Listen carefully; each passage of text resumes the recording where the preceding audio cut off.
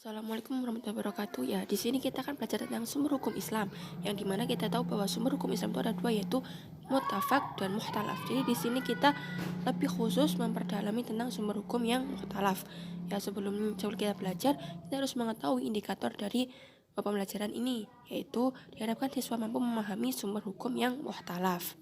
Di sini kita akan belajar dengan menggunakan peta konsep dan gambar. Ya, di sini kita akan mengulas bahwa sumber hukum muttafaq adalah sumber hukum yang disepakati oleh para mujtahid. Ada 4, yaitu Al-Quran, As-Sunnah, Ijma, dan Qiyas.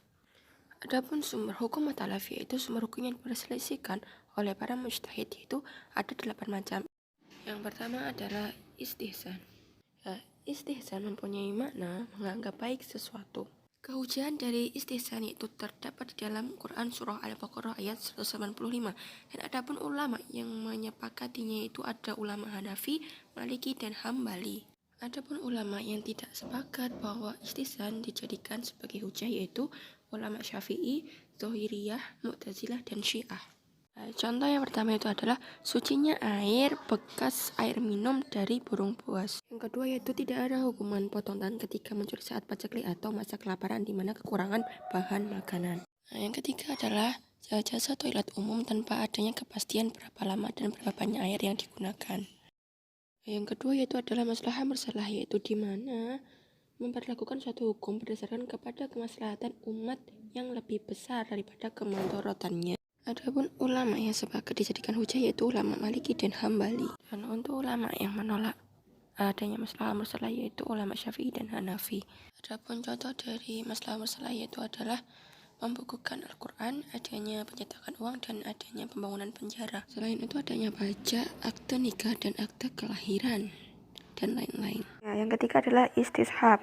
Pengertian dari istishab sendiri adalah tetapnya suatu hukum yang ada pada masa lalu sampai ada dalil yang merubah ketetapan hukumnya. Untuk kehujahannya sendiri itu ada ulama yang sepakat itu ada yang dapat dijadikan hujah yaitu ulama Syafi'i, Hambali, Maliki, dan Zahiriyah.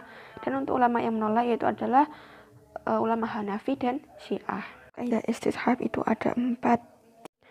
Yang pertama itu berbunyi al-aslu bara'atul dhimmah, yang berarti hukum asal bahwa seseorang tidak mempunyai tanggungan terhadap orang lain. Adapun contohnya yaitu bebasnya seseorang dari dakwaan yang bersalah sebelum ditemukan bukti-bukti yang menunjukkan bahwa dia benar-benar bersalah. Yang kedua adalah al-aslu fil asya'i al-ibahah, yang berarti hukum asal segala sesuatu adalah mubah. Contohnya di sini adalah setiap makanan dan minuman yang tidak ada dalil yang menetapkan keharamannya, maka hukumnya adalah mubah. Yang selanjutnya yaitu al-yaqinu la yuzalu bisyaki, yaitu artinya keyakinan tidak hilang dengan munculnya keraguan-raguan. Contohnya yaitu ketika ada seseorang yang ragu bahwa batal atau belum wudunya, itu menurut istishab wudunya belum batal karena dia diyakini sudah wudu sebelumnya. Dan kaidah yang terakhir adalah al-aslu baqa'u ma kana ala makan, yang berarti hukum asal segala sesuatu adalah kembali kepada hukum awalnya, yaitu jika awalnya halal maka segala sesuatu tersebut adalah halal. Yang keempat adalah urf. Di sini urf itu berarti sesuatu adat atau kebiasaan manusia yang dimana sudah melekat di dalam kehidupannya yang terus-menerus dilakukan. Di sini kehujahan dari al-urf sendiri para ulama sepakat berdasarkan surah Quran surah Al-A'raf ayat 199. Adapun macam dan contoh dari urf sendiri itu menurut sumbernya itu ada 2. Yang pertama urf qauli, yang berarti kebiasaan yang berupa ucapan, seperti contoh kita berkata daging itu bukan untuk menyebut ikan. Yang kedua urf amali, yaitu berupa perbuatan seperti transaksi jual beli tanpa menggunakan akad. Menurut ruang lingkup dibagi menjadi 2. Yang pertama uruf am, yaitu umum di kebiasaan tersebut umum dilakukan di mana saja, oleh siapa saja, dan kapan saja. Seperti contoh menganggukkan kepala bertanda setuju ataupun menggelengkan kepala bertanda menolak. Dan adapun yang kedua itu uruf khas, yaitu berarti khusus, kebiasaan khusus dilakukan oleh orang khusus di tempat khusus maupun waktu yang khusus. Seperti contohnya menarik garis keturunan berdasarkan ibu di Minangkabau. Yang terakhir adalah menurut baik dan buruknya di dalam syariat ada 2, yaitu yang pertama urf sahih, yaitu kebiasaan yang tidak bertentangan dengan agama. Contohnya silaturahmi di hari raya, memberi hadiah ketika mendapatkan prestasi atau sebagai apresiasi. Kemudian al-fasid yaitu bertentangan dengan agama kebiasaan tersebut, contohnya berjudi saat perayaan ataupun berdoa kepada pohon besar. Ya, yang kelima adalah syadud dari'ah yang mempunyai pengertian bahwa usaha imam mujtahid untuk menetapkan suatu larangan pada suatu kasus atau suatu hukum yang awalnya itu boleh. Larangan ini dilakukan untuk menghindari terjerumus ke dalam suatu kemaksiatan. Adapun contohnya yaitu larangan bermain kartu remi walaupun di saat itu tidak ada taruhannya, karena dikhawatirkan akan terjerumus ke dalam perjudian.